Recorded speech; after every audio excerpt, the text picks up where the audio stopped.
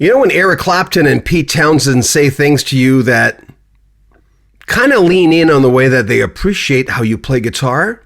Well, the world listens. As you'll hear in a second, Eric Clapton thought Caleb Quaye of the Elton John Band was the best in the world.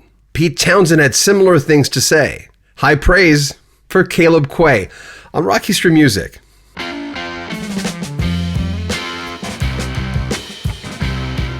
Caleb Quaye, the guitarist behind some big legends. If you've listened to the biggest names in rock, chances are you've heard the unmistakable touch of Caleb Quaye. He wasn't the frontman, he wasn't the chart-topping star, but his fingerprints are all over some of the most legendary records of the 60s and 70s. From Elton John to Pete Townsend, Hall & Oates, Quaye wasn't just in the room, he was shaping the sound of an era. During a 1980s appearance on the David Letterman show, Letterman complimented Eric Clapton as the best guitarist in the world, to which Clapton famously replied, "No, a guy named Caleb Quaye is the best guitarist in the world." Quaye met Clapton in 1967, when his band Bluesology was opening for Cream, featuring Eric Clapton, of course. That's when the first big compliment came, when Clapton told Quaye, "I like the way you play guitar." Pete Townsend of The Who once told him, "I wish I could play like you." Another notable part of his history, in 1967, Quaye was a studio engineer at Dick James Music and played guitar on demos with Paul McCartney. Quaye was born October 9, 1948 in England. One of his first big bands was Long John Baldry's backup group, Bluesology, which also featured a little-known keyboard player named Reginald Kenneth Dwight, who would go on to become Elton John. Caleb was an integral part of the early Elton John recordings, like the debut Empty Sky in '69, the self-titled album the following year, Tumbleweed Connection in 1970, and then Madman Across the Water in '71.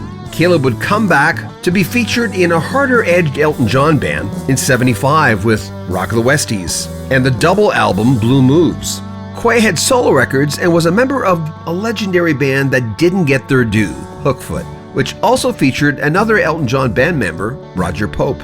In 1977, Pope, along with Quaye and another Elton John former band member, Kenny Passarelli, joined Daryl Hall and John Oates' band. They were featured on the live album, Live Time, and the 1978 studio album, Along the Red Ledge, which also featured Robert Fripp on guitar. Daryl Hall was so impressed, he also recruited Quaye for his solo album, Sacred Songs, which was recorded in '77 but released in 1980. Throughout the years, you can hear Caleb on a lot of different records, from the Beach Boys, former Kiss drummer Peter Criss, Joan Baez, Lou Reed, Harry Nilsson, Dusty Springfield, and even Liza Minnelli. For decades, Caleb Quaye has been a secret weapon behind some of rock's biggest names. He may not be a household name himself, but his playing helped define the sound of an era. Whether it was the intricate guitar lines on Madman Across the Water or the soulful grooves of Hall & Oates, he was the guitarist for the stars, without ever needing to be one himself. Not many people can have Pete Townsend say what he said to you. It's kind of like when you were talking about Robert Fripp, and Robert said, well, I'm not, he's not a blues guy, right? And by the way, his lyricist just died, the King Crimson's lyricist. Infield, I just saw it. Did you ever run into him? Yeah. Yeah. What was he like?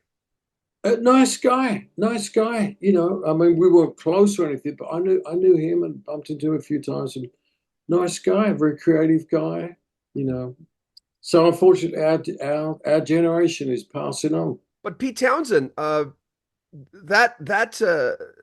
mean, I like what you said. I wish I could come up with the three chords you take to the bank. Yeah, yeah. I still remember that day. It was a great day in the studio, and we were recording a song by my friend Billy Nichols, and. Yeah, we were having a tea break. This was at his house, at Pete's house. And I was noodling around on the guitar. And that's when he said, "Yeah, I wish I could play like you." I was just flabbergasted. I thought, what am I hearing here? And that's when I said, "Well, yeah, I wish I could come up with the three chords that you used to take to the bank." Strange, in sports, if you're in the right sport, you're going to be rich unless you get injured. You're going to, no matter what, you're going to be rich. It's just the way it goes. You could be the best guitar player in the world, but oh yeah, I mean it's very much about being, I guess, in the right place at the right time, and just responding to the right or appropriate door of opportunity that would open up for you. That's how it was for me. How do you look at luck? I don't look at luck so much as it's providence. It's God guides your life, you know.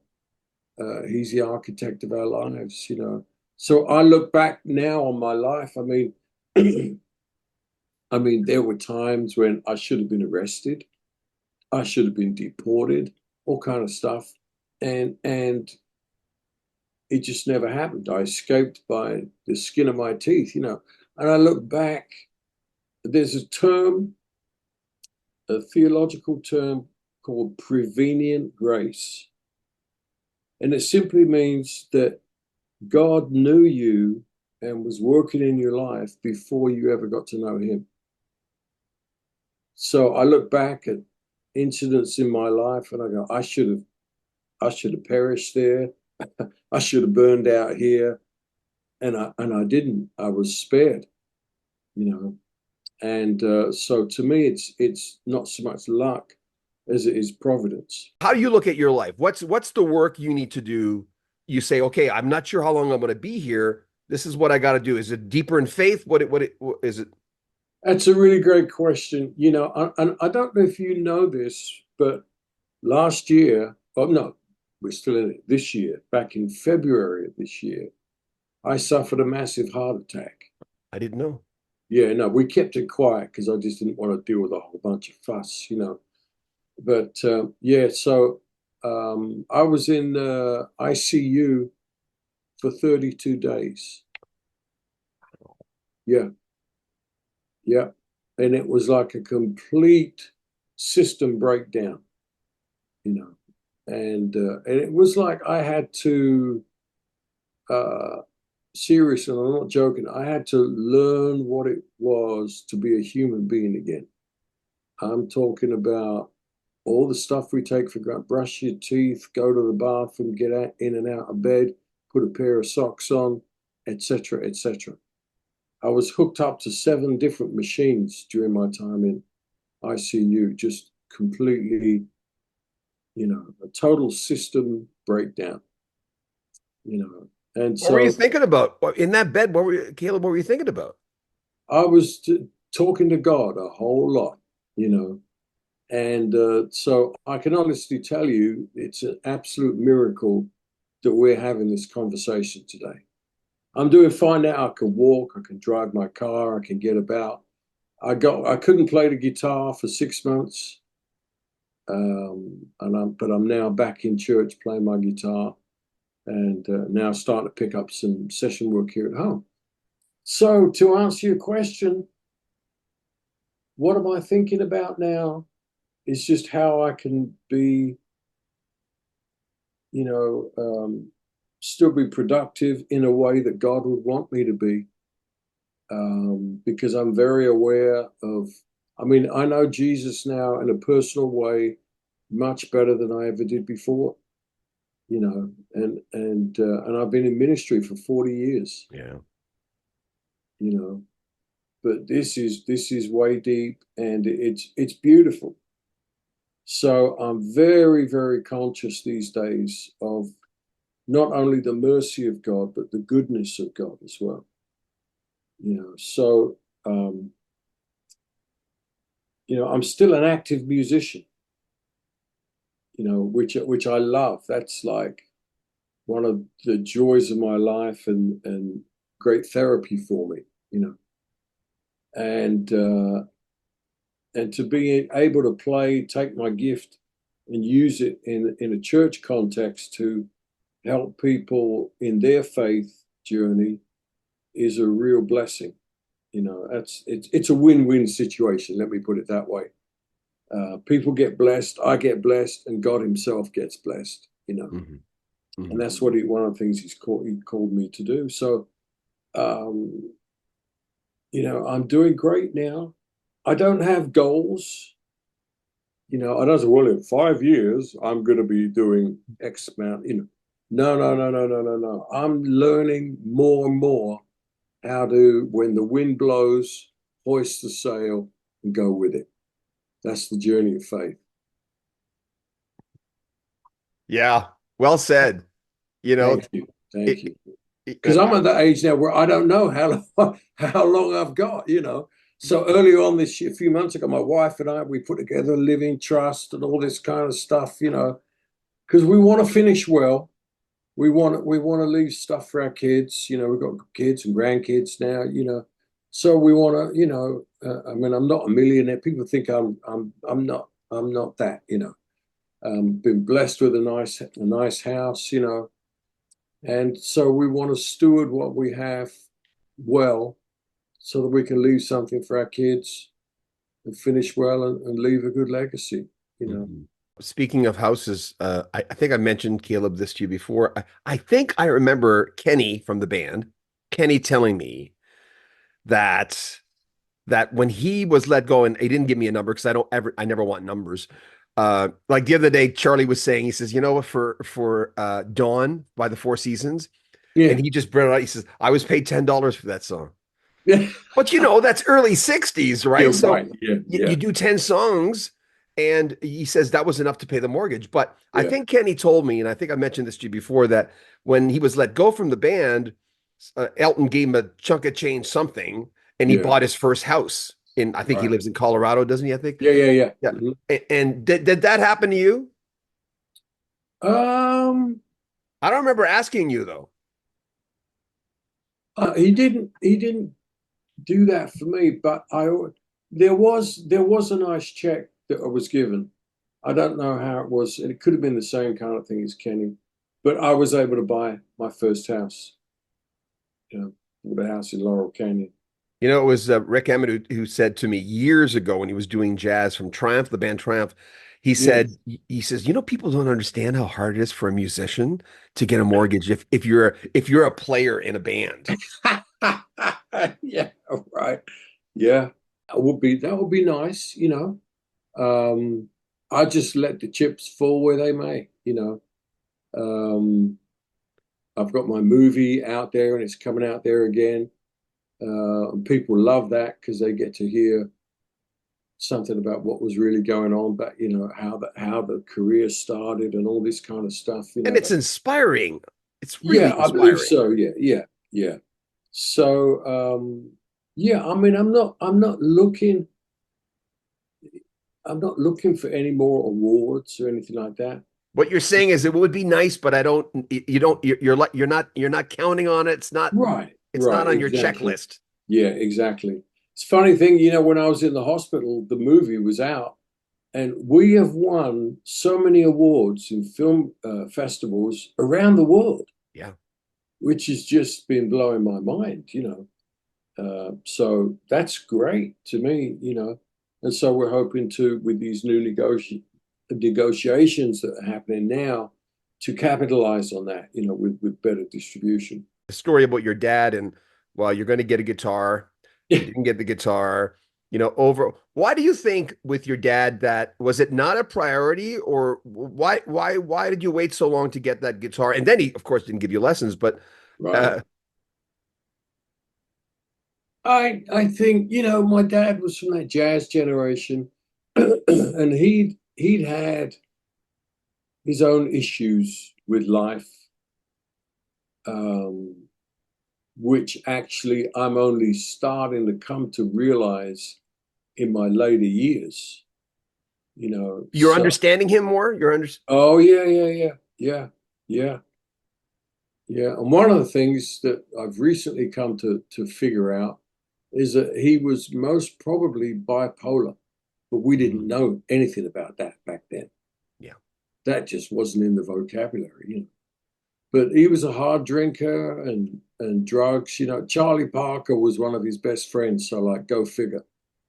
A classic dual diagnosis, right? A mental illness Oh and boy, and depression and addiction. yeah, yeah, all of that. You know, so he could fly off the handle. You know, 1 minute and then be the nicest guy the next minute. You know, and of course I was a young kid back then and had no idea what was going on. It's interesting with parents, though. One day, I in the '80s when I was going deep, deep, deep into spirituality, I was a new age guy, that kind of spirit. Okay, yeah, So, yeah. but when I was doing that, at one point, I was started saying things like, you know what I said that last week, and whoever it was would say, yeah. I said, I really mean it this week. I get it deeper. And then one day, it came to me that what I kind of was saying in John Bowden language was, at first, it's words. They're great words. They're Uh-huh. exciting words. You run on the words, but you can't run on them too long because they're just words in the beginning or a thought or whatever you want to say, right? Yeah, With your dad, is it because you are an older man now? yeah. Yeah, it's a lot to do with it. It's just life experience shows you things that you never could have understood when you were like 10 years old. What's the So saying? Wisdom comes with age. with your dad played, and one of the connections with you and Roger your dad played with Art Blakey Shuffle. He was good friends with Art Blakey. My dad was. He knew him very well. All the great jazz musicians of that generation, he knew them. They would come by the house for dinner and stuff like and jam sessions. So that's the atmosphere I grew up in as a young child. And with Roger, when I first met Roger Poe, he was it was actually at a TV show, a show in England called Ready Steady Go, and it was a very popular TV show. And I'd gotten a ticket to go down and be part of the audience. And Roger happened to be playing drums with a band called the Soul Agents, and they were backing Buddy Guy. Mm-hmm. So Buddy Guy comes out and he starts whipping into this song, and the Soul Agents were like they had this great organist, Don Shin. So organ, bass, and drums trio, And it was this great shuffle they were playing, and I noticed. I'm going, this guy is playing it's this shuffle. Great. He's got the Art Blakey thing going on here. The Art Blakey shuffle, very distinct, And that was a rare thing back in England in those days, because the drumming style in England back in those days was very top heavy on the cymbals, and a very kind of club wasn't pocket. It's the best way I can describe it. But Roger had pocket. He could do the cymbal stuff, but he with that snare, he had pocket, and he could make the thing swing, just like the Americans. I thought, whoa, this guy is talking my language. He sounds like the records I grew up on. Art Blakey's moaning, all that kind of stuff. So when the show ended, Roger's packing up his drums. I said, let me go talk to this guy. Introduce myself, and I remember saying to him, I love the way you play, man. It sounds like you've heard the Art Blakey shuffle. And Roger just stopped in his tracks. He's, Art Blakey, oh yeah, he's my hero. So we bonded right there over Art Blakey, because it happened. Roger's dad was a jazz drummer, and he had turned Roger onto Art Blakey.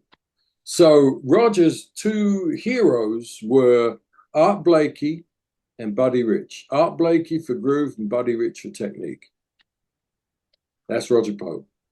Roger was an influence. My son's 21 now, and that's how I met Sue, because he was doing Out of the Blue from and of course it wasn't tight like Roger, but he loved it, and he started doing the Pretty Shuffle and the John Bonham, Fool in the Rain Shuffle, and then he did, of course, the Rosanna Shuffle, and he started really getting deep into that, and he kept playing those over and over again. I remember Steve Porcaro told me about his brother Jeff saying that he would just play the same thing over. It would drive us crazy, and I'm going, talk to any good drummer, man. Oh yeah, yeah. They're going to get it nailed. Yeah, that's right. Yeah.